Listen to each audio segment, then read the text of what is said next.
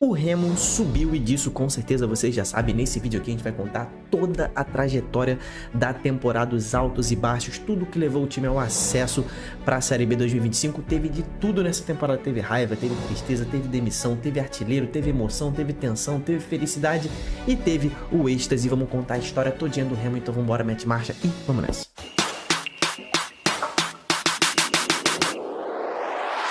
Fala, torcedores e torcedoras fanáticas e fanáticos, eu me chamo Diogo Cunha, cara. Este é o canal Torcedorismo, é um canal dedicado especificamente ao futebol brasileiro. Se você não sabe, aqui a gente segue o futebol brasileiro inteirinho. Todos os times do Brasil têm espaço aqui, nada da gente ficar falando só sempre dos mesmos times, sempre dos times do eixo, não. Todo time tem importância aqui, porque a gente sabe que o futebol brasileiro, o Brasil é um país diverso. Então, cara, você se inscrevendo aqui, você ajuda a gente a levar essa bandeira, né, de que todos os times importam no Brasil, que a gente tem que falar igualmente de todos os times, de todas as torcidas. Você se inscrevendo ajuda isso a crescer. Então, lá na frente, quando a gente estiver gigante, a gente vai estar falando muito do seu time também, e isso vai ajudar a divulgar tudo. Então, se inscreve para fazer parte aí do nosso time e deixa sua curtida, porque é a sua curtida que leva esse vídeo para mais gente.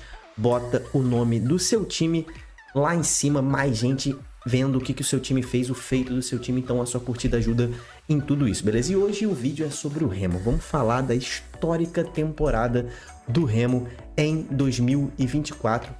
Como eu falei, cara, essa temporada foi uma temporada que o torcedor do Remo, meu irmão, foi da esperança ao ódio, à revolta, à tristeza, à tensão, aí depois se emocionou, começou a ter esperança, ficou feliz e ficou em êxtase, que foi o momento ali do acesso, né? Então, o início desse ano, né, foi o ano da esperança, né? O Remo vem de um ano de 2023 frustrante, né? Não conseguiu o acesso, começou o ano muito mal na Série C, não conseguiu subir, né? Viu o seu maior rival, o Paysandu, conquistar o acesso, né? No passado o Paysandu subiu da Série C para a Série B e o Remo começou aí com um ano de reformulação, tá? A diretoria resolveu trocar mais de 70% do elenco de 2023, renovou com alguns poucos jogadores e contratou muitos outros, né? Trouxe o Ítalo, que foi aí o herói, um dos heróis do acesso, trouxe o Ribamar, né?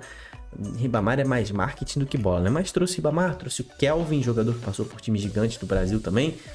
E Ricardo Catalá se manteve à frente do comando técnico do Remo. Não foi um dos pontos a serem reformulados. Ricardo Catalá seguiu porque o Catalá tinha salvado o Remo do rebaixamento na Série C em 2023, né? Quando ele chegou lá, o Remo estava dentro da zona do rebaixamento, estava em último.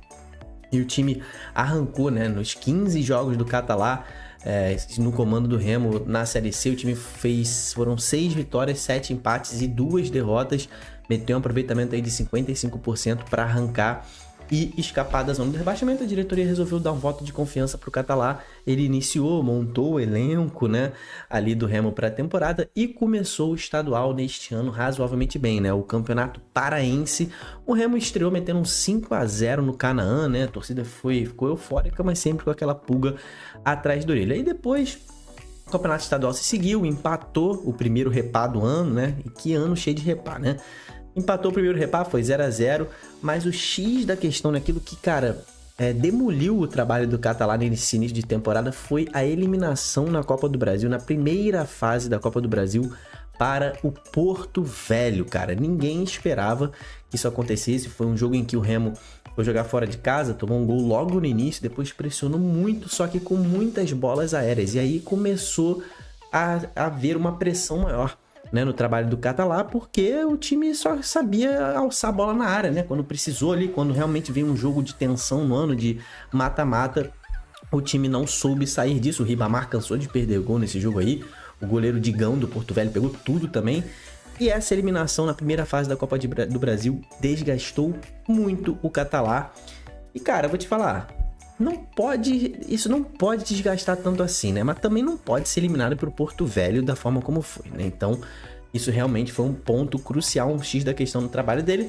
Logo depois o time empatou com o São Francisco, né, em pleno Baianão, foi um empate ruim, né, dentro do estadual, e aí o Catalá foi demitido. 2 meses de temporada, né? Falei, no final de fevereiro ele foi demitido. O cara que tinha sido mantido, reformulou o elenco, foi demitido com 2 meses, tá? 2 meses só.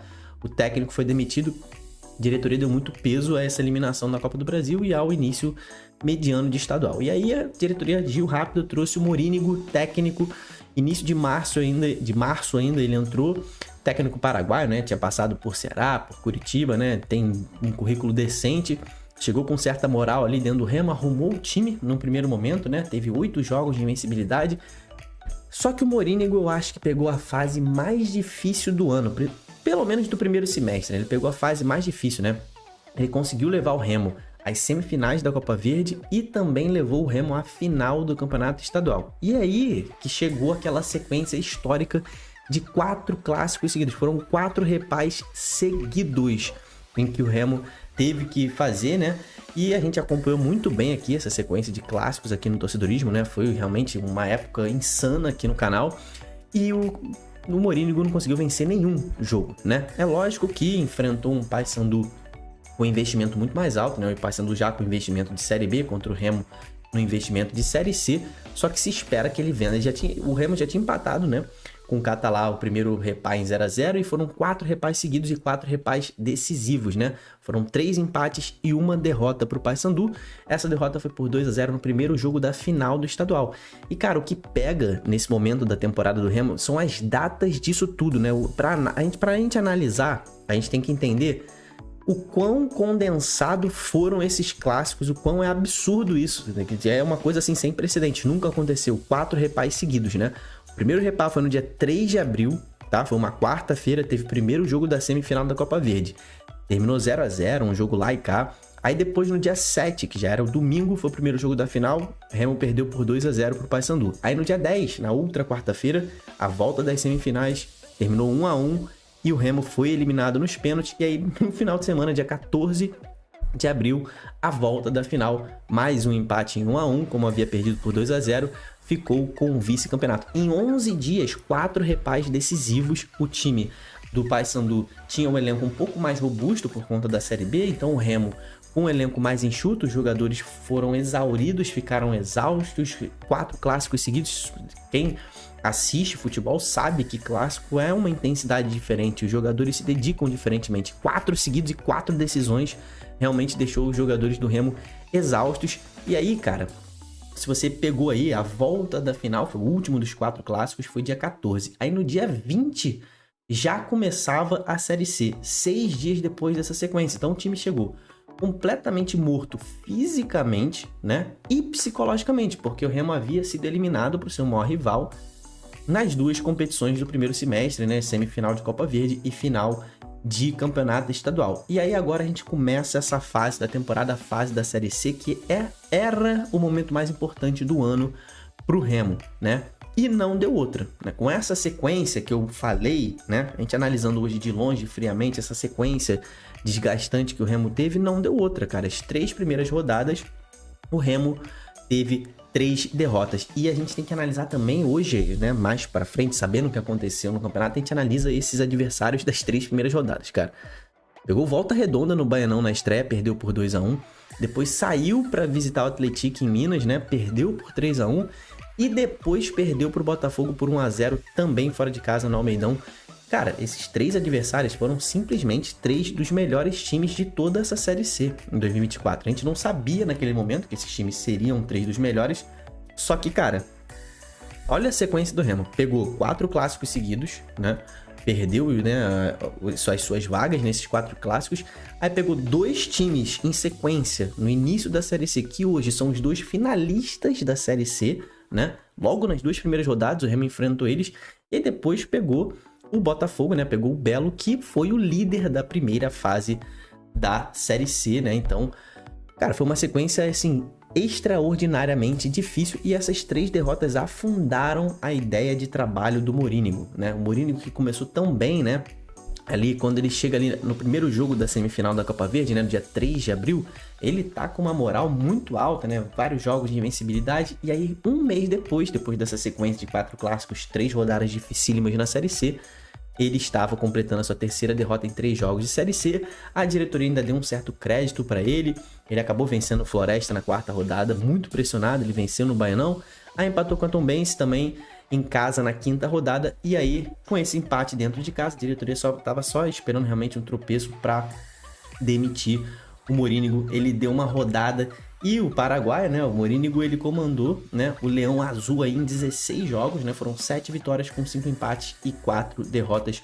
O início dele foi muito promissor, né, como eu falei, ele ficou invicto 8 partidas, mas com essa eliminação na Copa Verde, a derrota na final do Campeonato Estadual com o Paysandu e esse início horroroso, né, com 4 pontos conquistados em 15 disputados nas 5 primeiras rodadas da Série C, a diretoria agiu e tirou Morínigo, e aí chegou à conclusão que precisava contratar Ricardo Santana. E aí esse foi o tiro mais certeiro da diretoria do Remo em toda a temporada, tá? Ele chegou, assumiu o time na 7ª rodada, né?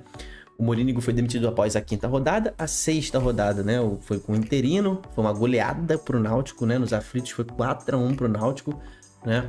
O Ricardo Santana, ele assistiu esse jogo, mas não estava no comando do time técnico. Aí na 7ª rodada ele assumiu, né? O Remo estava dentro da zona de rebaixamento, na 17ª posição, e aí começou a galgar, né?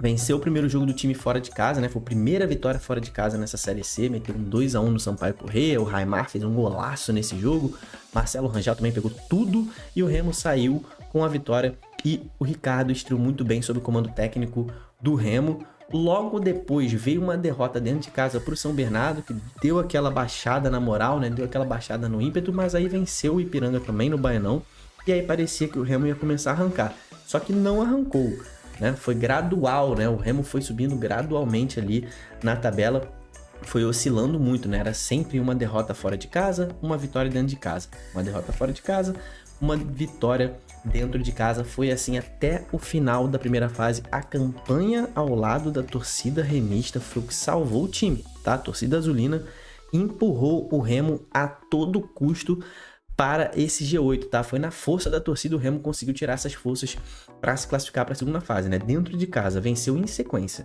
Ipiranga, Ferroviário, CSA, Aparecidense e Londrina. Foram 5 vitórias seguidas dentro de casa, venceu todos os jogos nessa sequência e foi o que deu os pontos para o Remo se classificar. Fora de casa, o time perdeu para o ABC, perdeu para a Ferroviária, perdeu para o Figueirense, perdeu para o Confiança. Eu acho que só venceu o Caxias nessa sequência final.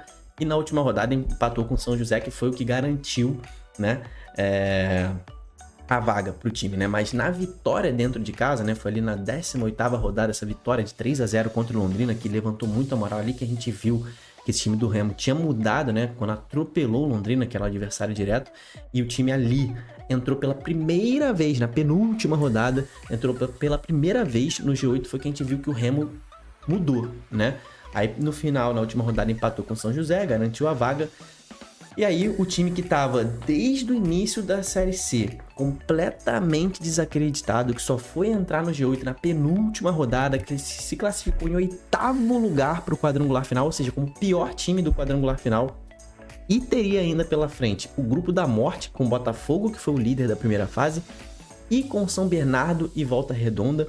Ambos os dois times, tanto São Bernardo quanto Volta Redonda, haviam derrotado o Remo no estádio dele, tá? Em Belém. Os dois venceram o Remo fora de casa, ou seja, o time chegou assim com muita desconfiança. Quem assiste o canal aqui desde essa época sabe que na minha simulação eu botava o Remo como um dos principais favoritos ao acesso, porque eu já tava vendo que esse time tava mudando. Esse jogo contra o Londrina me chamou muita atenção. E aí o time já estreou contra o líder, pegou uma tabela muito difícil, né? Por conta do Remo ter tido uma campanha ruim, né? Ter se classificado na última posição para o quadrangular, os primeiros 3 jogos do quadrangular final ele faria 2 em casa e ele fecharia com 2 fora de casa o final do quadrangular. Então ele teria que resolver a sua parada nessa primeira perna do quadrangular, nesses primeiros 3 jogos. E o primeiro jogo foi contra o líder, né? Foi contra o Botafogo, que tinha perdido só 2 jogos na competição inteira, né? E o Remo se mostrou um time diferente, realmente dominou quase que o jogo inteiro, como o Botafogo não havia sido dominado por quase ninguém ainda nessa Série C. A torcida do Remo fez uma grande festa no Mangueirão. O Mangueirão começou a encher muito, né, a partir desse quadrangular final. Na primeira rodada, o Remo já tinha vencido o Botafogo e já tinha terminado na 2ª posição dentro da zona de classificação, lugar da onde o Remo nunca mais sairia até o final desse quadrangular, tá? Depois, na segunda rodada, empatou fora de casa com São Bernardo em 2-2, um jogo em que saiu com um gostinho de derrota, né? Porque abriu 2-0, poderia ter mudado o rumo dessa história, né? Caso terminasse vencendo, ou caso tivesse tomado a virada também, mas segurou esse empate. Na terceira rodada, na terceira e na quarta rodadas, né? Teve grandes confrontos desse quadrangular contra o Volta Redonda, né? Dentro de casa, pressionou muito no Mangueirão completamente lotado, jogou melhor do que o Volta Redonda, mas não saiu de um 0-0. Na volta, no Rio de Janeiro, aqui no Rio de Janeiro, fez um segundo tempo de recuperação, depois de ter perdido o primeiro tempo por 1-0. Fez um gol de um time que não desistiu nunca nesse jogo, aos 47 do segundo tempo, né? O Pavani fez um gol de pênalti e levou para casa um empate. E principalmente, cara, esse aqui para mim foi o gol do acesso, tá? Foi o jogo do acesso, esse gol do Pavani aí. Porque, cara, o Remo levou com esse empate a chance de decidir dentro de casa o seu acesso. O Remo foi para a quinta rodada, né? Dependendo só de si para subir. Ele só precisava vencer o São Bernardo dentro de casa, que ele garantia o acesso para a Série B. Então, ele pegou um São Bernardo no Mangueirão que estava com um clima absurdo, tá? Um clima realmente de decisão. A torcida do Remo fez a parte dela, fez uma festa irada, né? Fez um mosaico dupla face, bateu o recorde de público do Novo Mangueirão, né? Mais de 50 mil pagantes, recorde de público pagante e recorde de público presente. Foram mais de 54 mil. Eu tenho número aqui em algum lugar, foram 54.864 torcedores. É o recorde de público presente desse Novo Mangueirão. E o time não decepcionou. 1-0 para cima do São Bernardo, mas 1-0 com autoridade. Não foi aquele jogo em que o Remo sofreu, né? O time sofreu pouco e ficou com o acesso na mão. Garantiu esse acesso com uma rodada de antecedência. Eu falei, né, que aquele 2-2 com o São Bernardo poderia ter mudado a história, e o gol do Pavani também. Se não tivesse saído, poderia ter mudado essa história do Remo. O Remo ou poderia ter ido para a final, ou poderia ter ficado fora do acesso, mas são coisas que ficam no si, né? O futebol, as coisas acontecem como elas têm que ser. O fato é que o Remo ficou fora da final por conta da derrota no último jogo para o Belo, né? Por 3-0. O Afonso foi expulso ali no final do primeiro tempo, isso comprometeu o time. E aí acabou perdendo para o Botafogo, se encerrou a temporada do Remo. Mas, cara, com sensação de dever cumprido, com a torcida bastante feliz. A conclusão que a gente pode ter dessa temporada do Remo, cara, é que o Remo fez uma temporada de recuperação, né? Uma temporada muito difícil.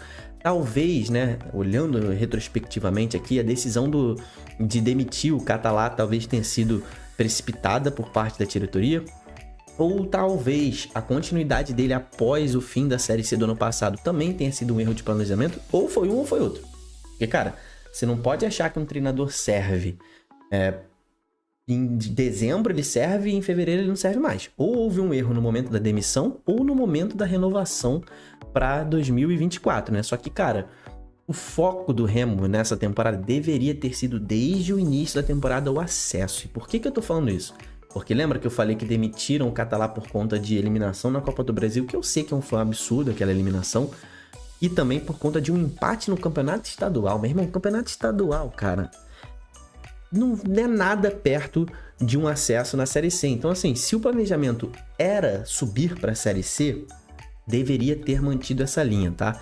Mas a chegada do Santana foi ótima, foi um grande acerto da diretoria para mudar esse ambiente, né? Tirar as coisas aqui das costas, apagar aquilo que aconteceu em abril nos clássicos, o início ruim de Série C. E aí o time realmente deslanchou na mão do Ricardo. E agora é planejar, tem tempo, cara. A gente tá ainda aqui em setembro, início de setembro. Tem tempo para planejar melhor esse 2025, escolher o comandante. E eu repito, cara, o foco do Remo e da torcida também, você torcedor remista, tem que ser primeiro, o foco desde o início do ano tem que ser a permanência na Série B, fazer um primeiro turno pensando em pontuar, tá? Focando na permanência e depois, quem sabe, sonhar com possível acesso ali no segundo turno. Mas, cara, o ano tem que começar sabendo que o alvo é a Série B. Não adianta, foi eliminado na Copa do Brasil, tu empatei aqui no Campeonato Estadual, vou demitir meu treinador, vou xingar... Cara, só se o time estiver realmente demonstrando, assim, uma nulidade. Mas a gente sabe que o importante é, inclusive, até poupar seus jogadores para a temporada da Série B, que não é uma competição fácil, tá? O Remo vai ter que se reforçar muito para essa temporada e é óbvio que a gente vai acompanhar todos esses trâmites aqui no Torcedorismo, conforme o Remo for aí se reforçando, a gente vai noticiar aqui no canal. Tá chegando essa época aí de contratações, a gente vai continuar seguindo aqui. Ano que vem tem Série B, então não deixa de se inscrever aqui no canal se você está feliz com o seu clube, com o Remo. Deixa o seu like também aí, é um vídeo diferente que eu fiz aqui, né? Se você também não torce pro Remo e quer um vídeo assim sobre o seu time, comenta aqui embaixo. Pô, Diogo, meu time tá se destacando também, faz um resumo aí da temporada que eu preparo esse vídeo pra você também. Então, muito obrigado por ter ficado até o final aqui do vídeo aqui comigo. Até o próximo, tamo junto, valeu e falou.